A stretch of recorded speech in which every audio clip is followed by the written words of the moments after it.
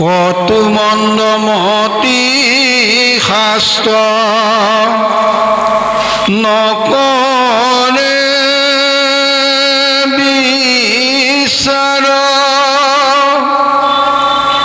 কৰৈ কুল ধৰ্ম পূৰ্ব পুৰুষ আচাৰ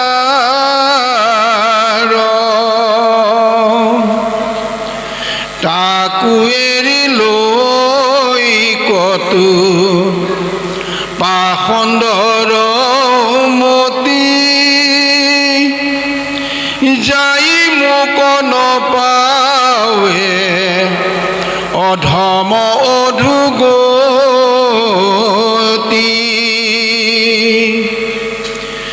নচাৰৈ কৰ্মীক সুক দুখে ৰাতি দিনে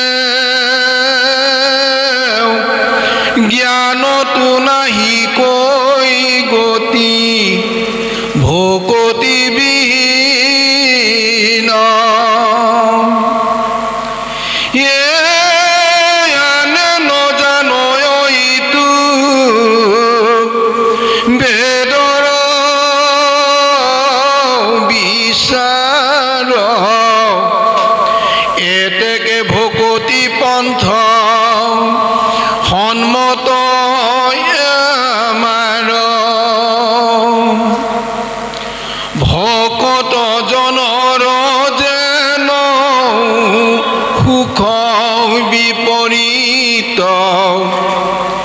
স্বপ্নতো নেদেখৈ জ্ঞানী কৰ্মী কদাচিত পায়া মোক মনত সন্তোষ আখৰিষ ভকতৰ সখী সুখ ময় দসুদিশ জানি মোক ভকত কলে দেখে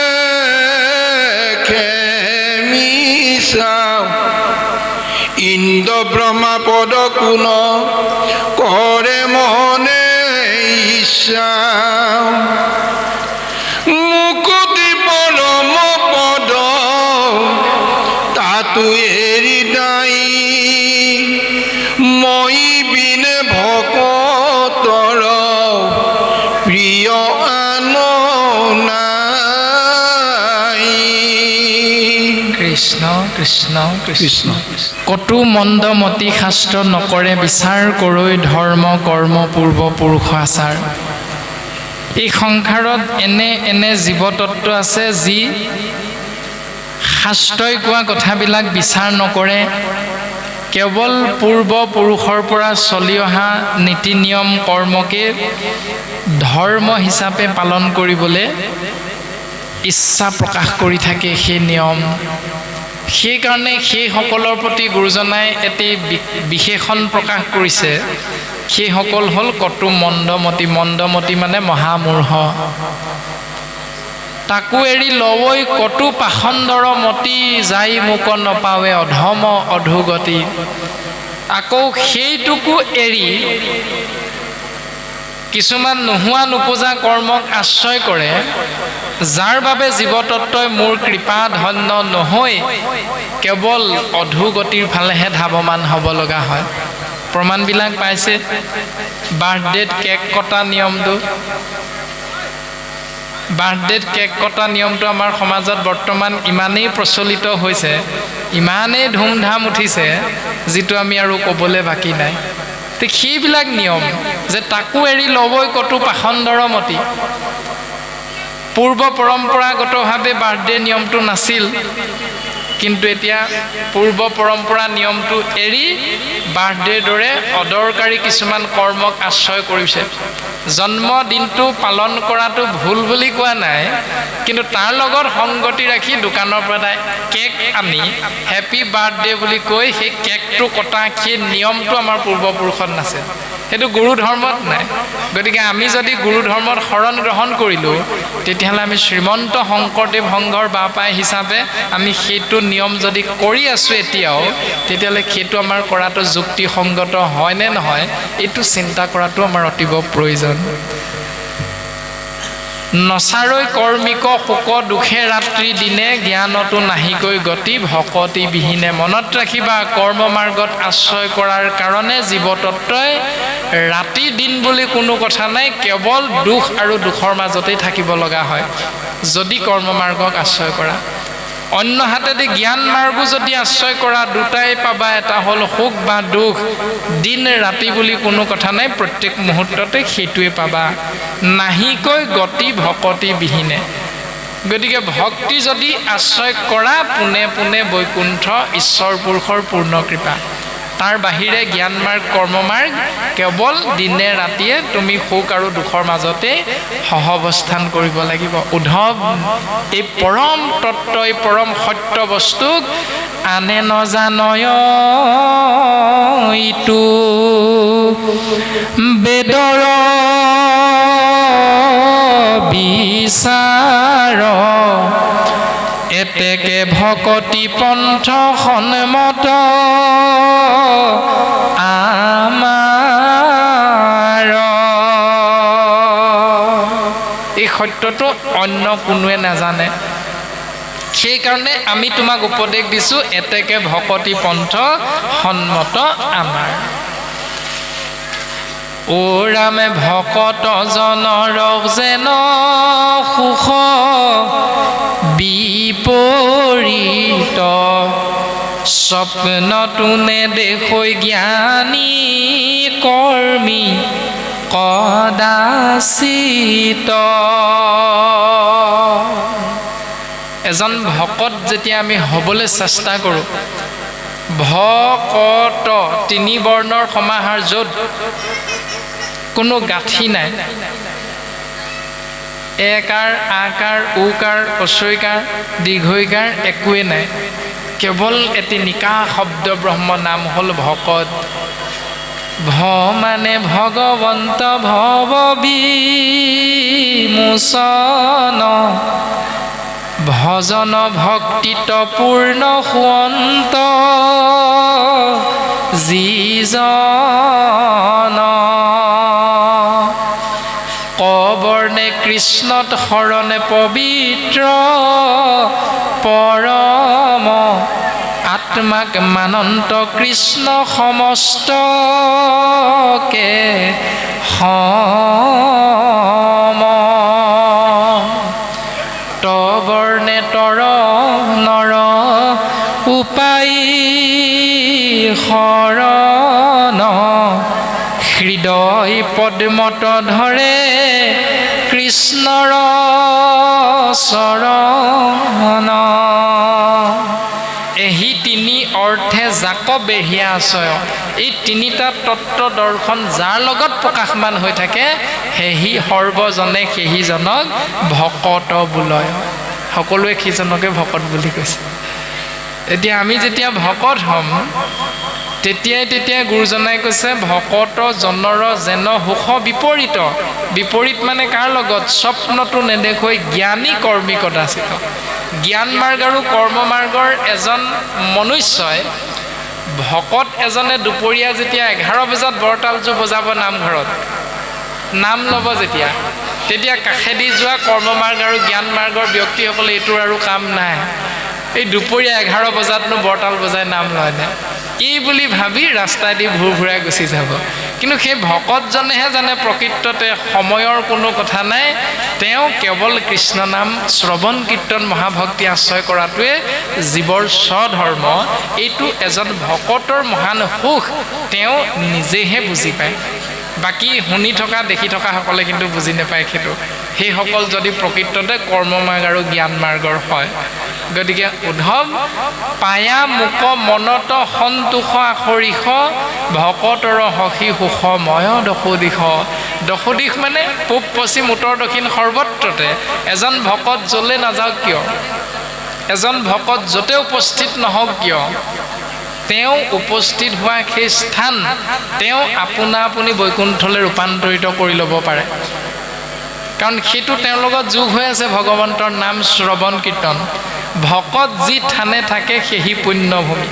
তেওঁ ৰাতি 12 বজাতো গা ধুই তেওঁ ভগৱন্তৰ নাম আশ্ৰয় কৰি, অৰ্থাৎ ভক্তি যেতিয়া আহাৰত প্ৰৱেশ কৰাব পাৰিম তেতিয়া সেই আহাৰৰ নামটো সলনি হৈ যায়, তাৰ নাম হ'ল প্ৰসাদ। ভক্তি যেতিয়া জলত প্ৰৱেশ কৰাব পাৰিম তেতিয়া জল অমৃতলৈ ৰূপান্তৰিত হৈ যায়।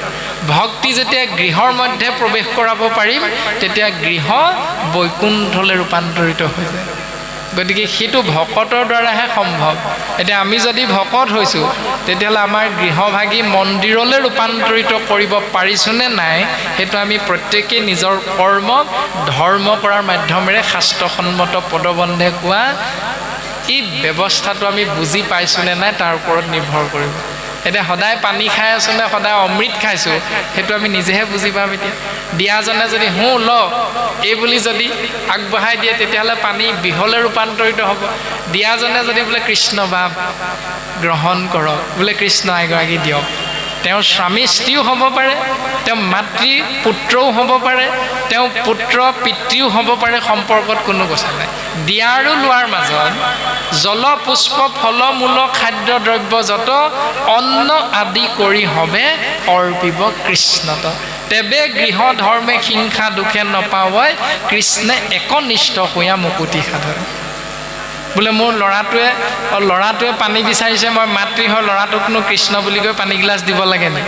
এই বুলি হয়তো আমাৰ অকণমান অভিমান এটা আহিবও পাৰে, আমাৰ হয়তো লাজ এটা লাগিবও পাৰে, কিন্তু শাস্ত্ৰই কৈছে লাজ এৰি গুণ গায়া নাচৈ আনন্দতে জগত পবিত্ৰ কৰে সেহি সে ভকতে। লাজ এৰি সন্মান নিবিচাৰি কৃষ্ণ নাম আশ্ৰয় কৰি যিজনে সৰ্বত্ৰতে ঘূৰি ফুৰে জগত পবিত্ৰ কৰে বুলি কৈছে। জগত মানে বৰ্গীয় জ মানে জন্ম, গ মানে গতি, দন্তীয় ত মানে তৎক্ষণাৎ। অৰ্থাৎ জন্ম হ'লে মৃত্যু ধ্ৰুৱ সত্য। সি মানুহেই হওক, পৰুৱাই হওক, গছেই হওক, মাছেই হওক, চৰাই হওক, গৰু ছাগলী বাঘ সিংহ কুকুৰ মেকুৰী যিয়ে নহওক, জন্ম যেতিয়া কৈছোঁ মৃত্যু ধ্ৰুৱ সত্য। সেইকাৰণে সমস্তকে এক অৰ্থত গুৰুজনাই ব্যৱহাৰ কৰিছে জগত। গতিকে যিজনে গৰুটোৰ মাজতো আত্মাৰ ৰূপত কৃষ্ণ তত্ত্বক দেখা পাব, কুকুৰটোৰ হৃদয়ৰ মাজতো শৰীৰৰ মাজতো আত্মাতত্ত্ব দেখা পাব কৃষ্ণস্তু ভগৱন্তক, তেওঁৰ দ্বাৰাই সমস্তৰে মংগল সাধন হয়। এই দৰ্শন প্ৰকাশ কৰিছে। আৰু বৰ্তমান পদে এনেধৰণে প্ৰকাশ কৰিলে যে সেই সুখ অনুভৱ কৰি আশ্ৰয় কৰাৰ বাবে জানি মুক ভকত সকলে দেখে মিছা, ইন্দ্ৰ ব্ৰহ্ম পদকো নকৰে মনে ইচ্ছা। এতিয়া আমি বাটচৰা ভাগ দেখাৰ লগে লগে তিনিআলি চাৰিআলিৰ মূৰত নামঘৰৰ এখন তোৰণ দেখাৰ লগে লগে সেই তোৰণখনত লিখি থোৱা বাক্য কেইশাৰী আমি পঢ়ি চাওঁতে তাত হয়তো নাথাকিবও পাৰে শ্ৰীমন্ত শংকৰদেৱ সংঘৰ আমুক প্ৰাথমিকৰ নামঘৰ বুলি, নাথাকিবও পাৰে। আমি শ্ৰীমন্ত শংকৰদেৱ সংঘ ধৰি লওক আৰু নামঘৰ ভাগৰ তোৰণ ভাগ বামুণীয়া পন্থৰ। এতিয়া প্ৰশ্নটো হ'ল এই ভাগ বামুণীয়া পন্থৰ নামঘৰ, মই কৃষ্ণ বুলি নকওঁ দেই, এই ভাৱনাটো আহে নেকি কাৰোবাৰ? নিশ্চয় নাহে। সেইটোৱে হ'ল ভক্তিৰ চূড়ান্ত দৰ্শনটো, যে পন্থা যিয়ে নহওক আসনত একেভাগীয়ে আছে গুণমালা স্বৰূপ বাংময় মূৰ্তি কৃষ্ণস্তু ভগৱান। সেই ভগৱন্তকহে আমাৰ চকুৰে, ভগৱন্তকহে মনেৰে আমি দেখি থাকিম। সেইকাৰণে বামুণীয়া পন্থৰে হওক, সত্ৰীয়া পন্থৰে হওক, ভাগৱতী সমাজৰে হওক, প্ৰত্যেকজনে আমি নামঘৰৰ বাটচৰা দেখাৰ লগে লগে যি অনুষ্ঠানৰে নামঘৰ নহওক কিয় আমাৰ পন্থাৰ কথাটো মনলৈ নাহে, আপুনি আমাৰ ভক্তিত গদগদ হৈ আমাৰ কৃষ্ণ বুলি ভাৱনাটো আহি যায়। এইটোৱে মূল বিষয়বস্তু ভাগৱতে কোৱা।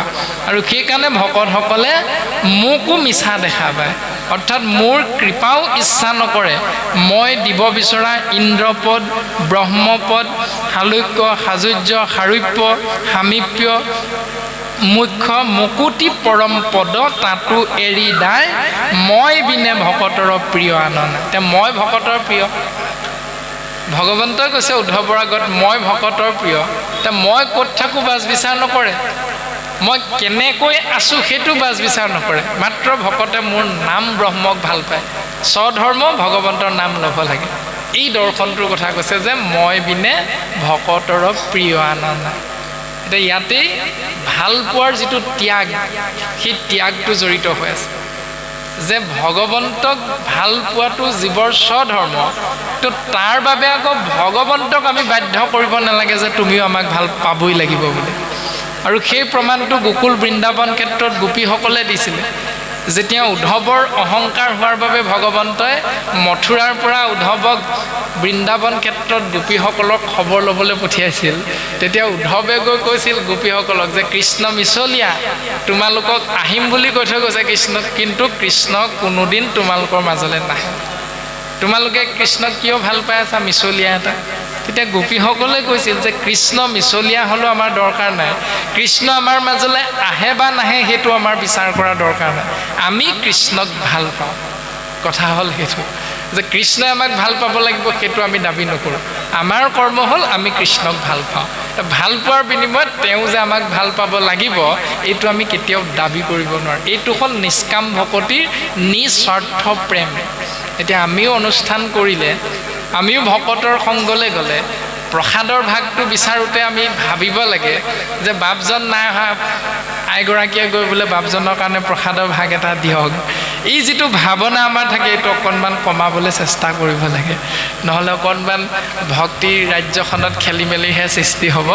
গতিকে বৰ্তমান পদে ক'লে এনেধৰণে যে মুকুতি পৰম পদ তাতো এৰি দাই, মই বিনে ভকতৰ প্ৰিয় আনন্দ। এতিয়া ভগৱন্তৰনো প্ৰকৃততে প্ৰিয় কোন কোন, এইখিনি কথাও পদে ক'ব আমাক। সময়ো আমাক আহ্বান জনাইছে, সেয়ে আমি আৰু এটি চেৰতেই ভাগৱত আমি সমাপ্তি ঘটাম। সেয়েহে সমস্তজনে সহযোগ কৰিবৰ কাৰণে আমি আহ্বান জনালোঁ। কৃষ্ণ। ব্ৰহ্মা হৰ হলা যুধ লক্ষ্মী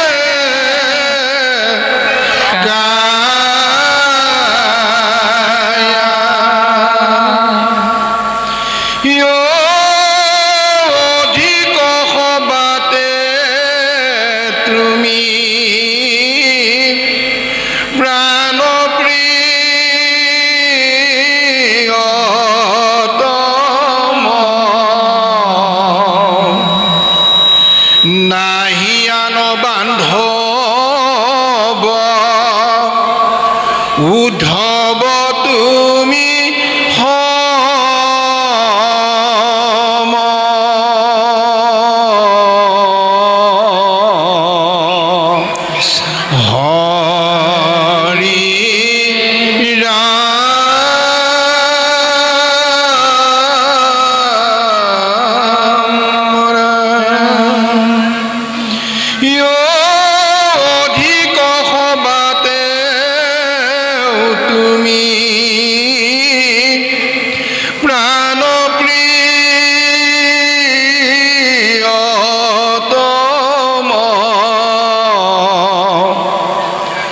নাহিয়ান বান্ধৱ উদ্ধৱ তুমি